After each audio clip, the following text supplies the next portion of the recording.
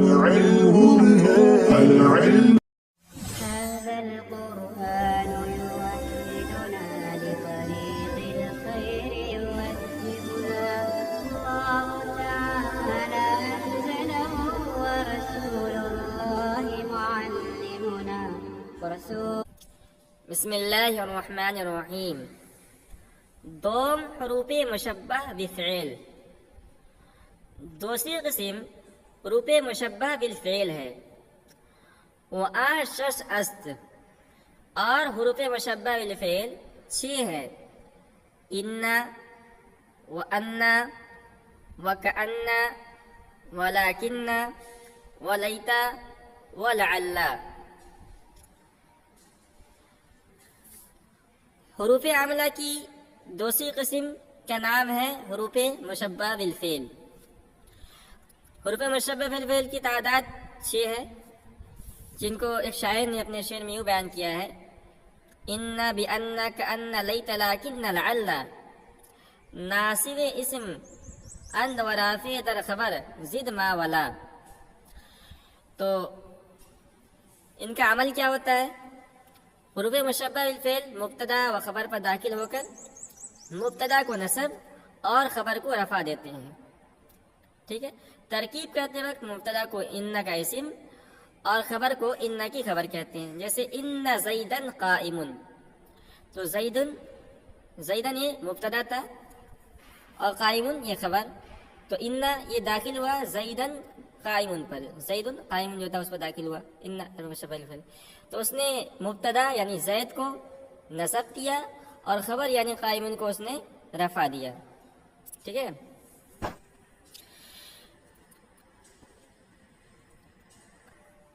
اب یہ سوال ہے کہ اس کو ایک فائدہ سمجھ لیں کہ حروف مشبہ بالفعل کو حروف مشبہ بالفعل کیوں کہا جاتا ہے.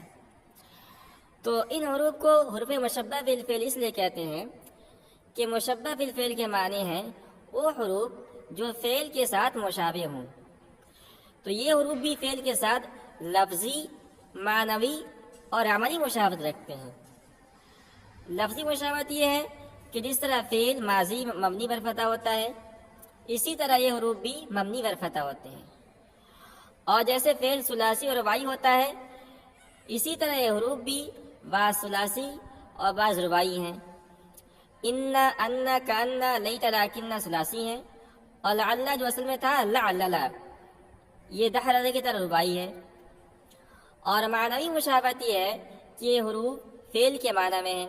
مثلا ان اور ان یہ حققت فعل کے معنی میں ہے، کأن یہ شبہت فعل کے معنی میں ہے، لیکن استدرکت فعل کے معنی میں ہے، لیت تمنیت فعل کے معنی میں ہے، اور لعل ترجیت کے معنی میں ہے. اور عملی مشابہت یہ ہے کہ جس طرح فعل متعدی فاعل کو رفع اور مفعول کو نصب دیتا ہے، اسی طرح یہ حروف بھی ایک اسم کو نصب اور دوسرے کو رفع دیتے ہیں. تو یہ ہے حروف مشبہ بالفعل کو مشبہ بالفعل کہنے کی وجہ. یہ بہت اہم وجہ ہے، یعنی اہم فائدہ ہے، اس کو آپ یاد کر لیں. این حروف را اسم باید منصوب و خبر مرفوع. کہہ رہے ہیں کہ ان حروف کو اسم منصوب اور خبر مرفوع چاہیے. یہ حروف را اسم باید منصوب و خبر مرفوع، ان حروف کو اسم منصوب اور خبر مرفوع چاہیے. چوں ان زیدن قائم، جیسے ان زیدن قائم. زید را اسم ان گوین، زید کو ان کا اسم کہتے ہیں. وقائم لا خبر ان، اور قائم کو ان کی خبر کہتے ہیں. ان و ان حروف تحقیق است. اب یہاں سے بتلا رہے ہیں کہ ان اور ان کو حروف تحقیق کہا جاتا ہے. ان و ان حروف تحقیق است، ان اور ان حروف تحقیق ہیں. وکأن حرف تشبیہ، اور کأن یہ حرف تشبیہ ہے. ولکن حرف استدراک، اور لیکن یہ حرف استدراک ہے. ولیت حرف تمنی، اور لیت یہ حرف تمنی ہے.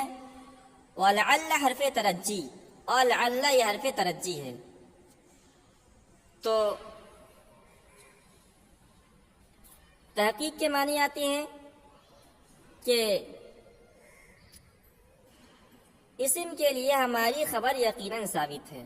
انہوں نے کہا نا ان تحقیق کے لیے ہے، یعنی ان یہ بتلاتے ہیں کہ ہمارے اسم کے لیے ہماری خبر یقیناً ثابت ہے.